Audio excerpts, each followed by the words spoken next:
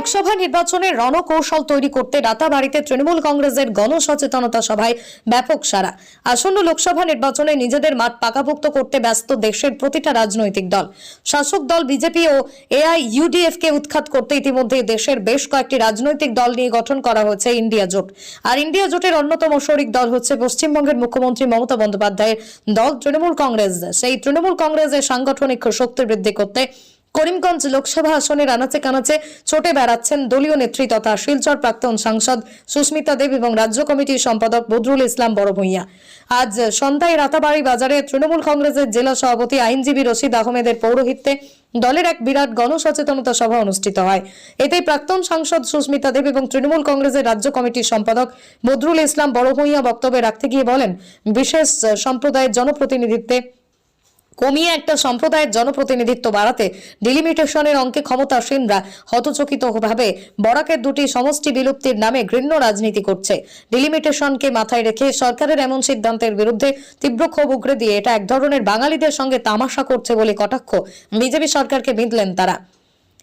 দেশের বর্তমান পরিস্থিতিতে জাতি ধর্ম নির্বিশেষে ইন্ডিয়া জোটের শরিক দল তৃণমূল কংগ্রেসের পাশে দাঁড়ানোর আহ্বান জানান প্রাক্তন সাংসদ সুস্মিতা দেব। এতেই অন্যান্যদের মধ্যে বক্তব্য রাখেন পরিমল রায়, আব্দুল বাছিত, মৌলানা দিনার আহমেদ, মনসুর আহমেদ, দীননাথ শুক্লবৈদ্য, মৌলানা আব্দুস সাত্তার, মৌলানা মেহবুব আহমেদ, জয়নুল আহমেদ প্রমুখ। হঠাৎ করে আপনাদের মনে আছে কি বলেছিল যে নোটবন্দি হলো, যে সব 500 টাকার নোট না কত টাকার নোট, 1000 টাকা 2000 টাকার নোট বাতিল হয়ে গেল। আরে কেন বাতিল হয়ে গেল? দেশের প্রধানমন্ত্রী বললেন যে নোটবন্দি হলে সব টেরোরিজম শেষ হয়ে যাবে, যে নোটবন্দি হলে সব কালো পয়সা শেষ হয়ে যাবে, আর সবাইকে বললো যে ডিজিটাল ইন্ডিয়া হবে। বন্ধুগণ, আপনারা তো মাঠে থাকেন, রোজ কাজকর্ম করেন, রোজ ব্যবসা করেন, আপনারা বিচার করবেন যে নোটবন্দির পরে কালো পয়সা মার্কেটে আছে না কালো পয়সা মার্কেটে নেই। এটার বিচার আমি আপনাদের উপরে চাইলাম। রিজার্ভ ব্যাংক অফ ইন্ডিয়া বলে দিয়েছে যে যত খরচা নোট ছাপতে, নতুন নোট ছাপতে আর পুরান নোট বিদ্রো করতে লেগেছে, এটার থেকে এটা 10% ব্ল্যাক মানি শুধু আরবিআই কাছে। এগুলো কার টাকা? এগুলো পাবলিকের টাকা। বললো টেরোরিজম শেষ হয়ে যাবে, সব যত টেরোরিস্ট আছে সব টেরোরিস্ট ধ্বংস হয়ে যাবে। কিন্তু কি হলো?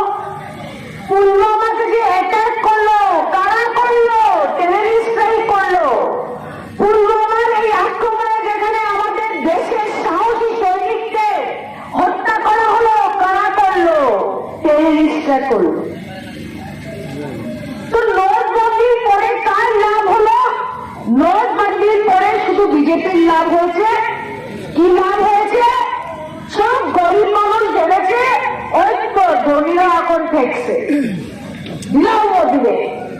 বুঝেছেন তো? গরিব মানুষে খুঁজিয়েছে যে সব ধনী মানুষ এখন ফেসে গেছে, মোদীকে বলতো, মোদী ধনী মানুষকে শিক্ষা দিয়েছে। কই হলো? ঘন্টার পর ঘন্টা, দিনের পর দিন ব্যাংকের বাইরে লাইনে দাঁড়িয়ে গরিব মানুষ হলো, ঠিক আছে আমরা তো লাইনে আছি, ধনী মানুষরা খাইছে, কিন্তু কি হলো? কিচ্ছু হলো না, দেশের কোনো লাভ হয়নি। তারপরে কি আসলো? আমি একটা কথা বলছি, কারণ এখন আগামী 2-3 মাসের মধ্যে নির্বাচন, আপনাদের চিন্তা করে ভোট দিতে হবে। তারপরে অমিত শাহ আসলেন, দেশের গৃহমন্ত্রী বললেন যে এনআরসি হবে। সবাই কাগজ দেখাও, কাগজ দেখাও, কাগজ দেখাও। কেউ গরু বিক্রি করলো, কেউ ছাগল বিক্রি করলো, কেউ স্কুটার বিক্রি করলো, কেউ গাড়ি বিক্রি করলো, কেউ গয়না বিক্রি করলো, বিক্রি করে কেউ শিলচর থেকে হুজাই, কেউ হুজাই থেকে তিনসুকিয়া, কেউ তিনসুকিয়ার থেকে শিলচর, করিমগঞ্জ থেকে ডিব্রুগড়, সবার কাগজ দেখানো শুরু হয়ে গেল। কাগজ কাগজ কাগজ কাগজ কাগজ, legacy data, legacy data, legacy data. আসামে আসামে এরকম কেউ নেই যারা কাগজ দেখায়নি, সবাই কাগজ দেখিয়েছে। কাগজ দেখানোর পরে ইলেকশনের আগে অমিত শাহ পার্লামেন্টে, তখন আমি পার্লামেন্টে কি বলছে, 40 লাখ বিদেশিকে আমরা এনআরসির বাইরে করেছি। 40 লাখ যখন খসড়া লিস্ট বেরোলো, 40 লাখ বলে বলে ওরা ভোট নিল। যে ইলেকশন শেষ হলো 40 লাখ 19 লাখ হয়ে গেল। 40 লাখ 19 লাখ হয়ে গেল, ইলেকশন শেষ।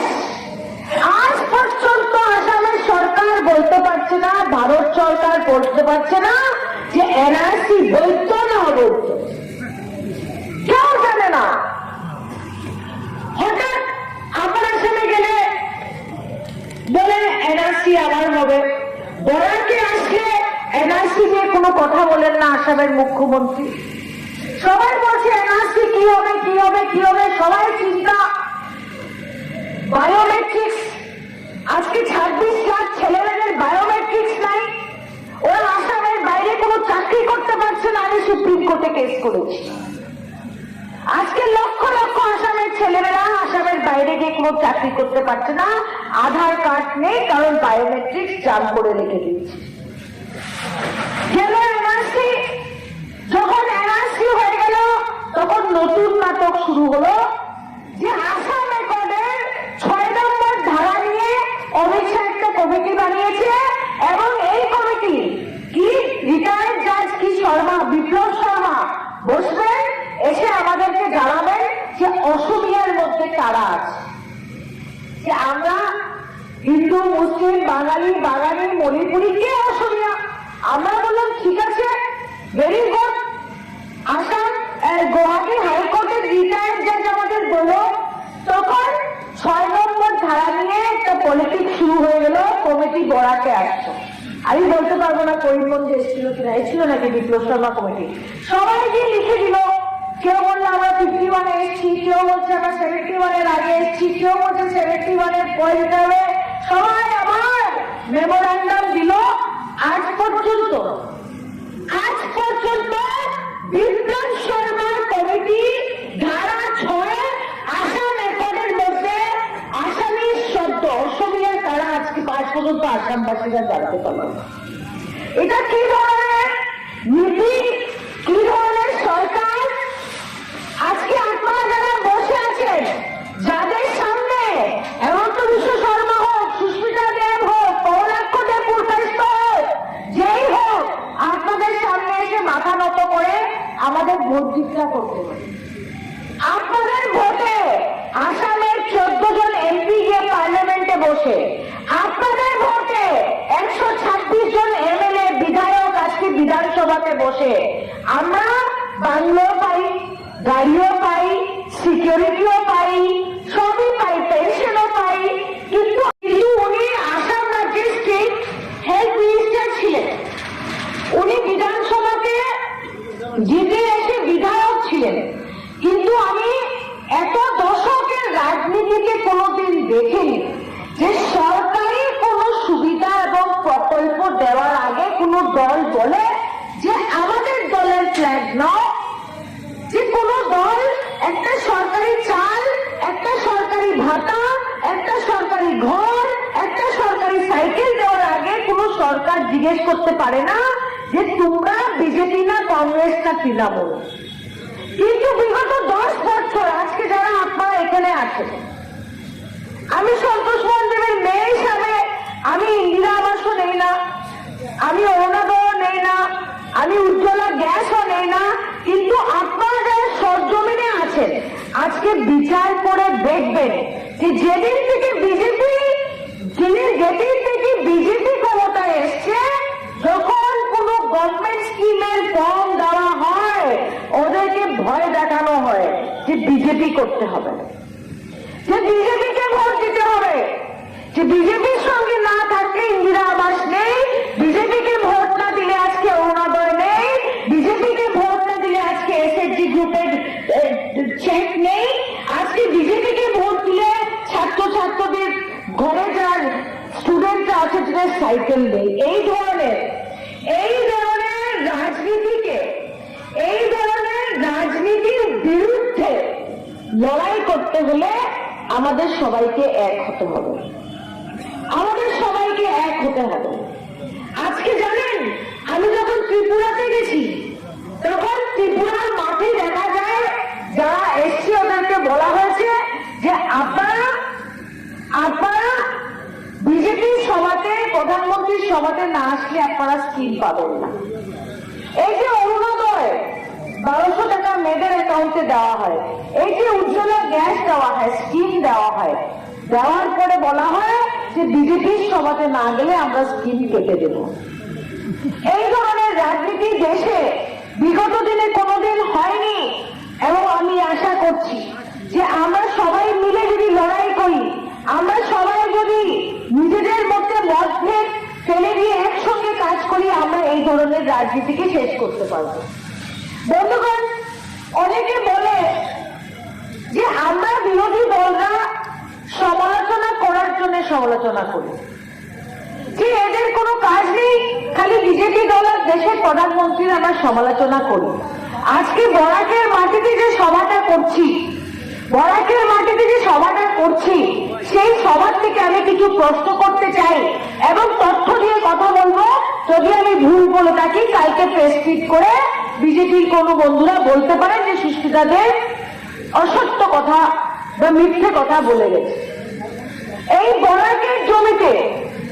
বরাকের জমিতে আসামের মুখ্যমন্ত্রী বলে গেছিলেন যে সরকারি যত গ্রেড 3 এবং গ্রেড 4 এর চাকরি হবে সেটা বরাকের ছেলে মেয়েদের জন্য এটা রিজার্ভেশন করা হবে, বলেছিল কিনা মুখ্যমন্ত্রী বলেছিল। কিন্তু ইলেকশন চলে গেল, নির্বাচনের পরে বিজেপি সরকার হলো, উনি মুখ্যমন্ত্রী হলেন, মুখ্যমন্ত্রীরা আসলেন বলে এই ধরনের সংরক্ষণ সম্ভব হবে না আসামে।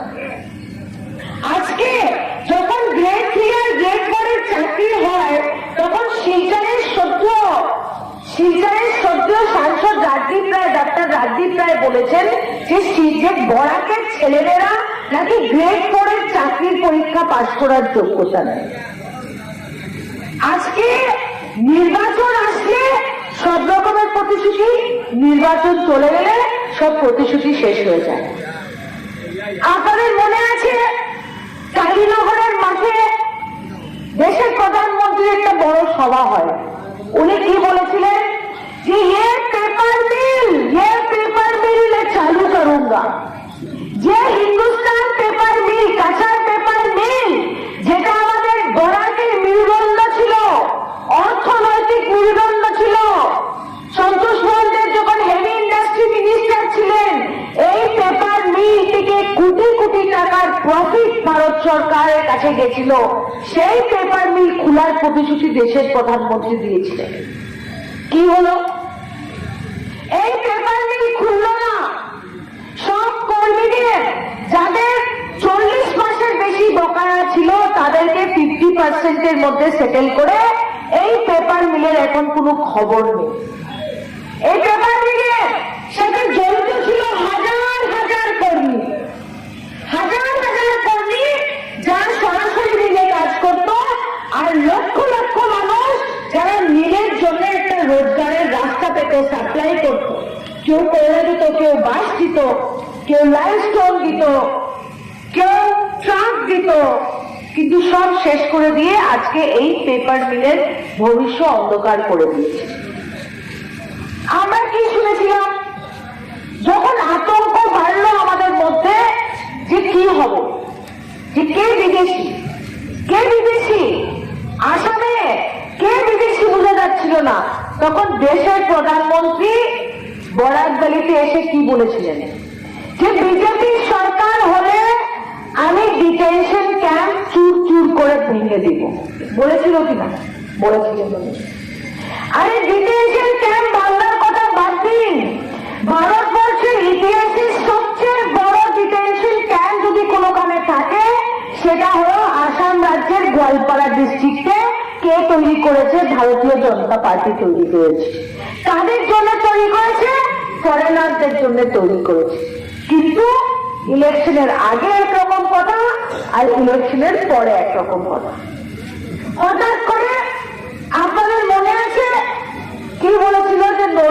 হলো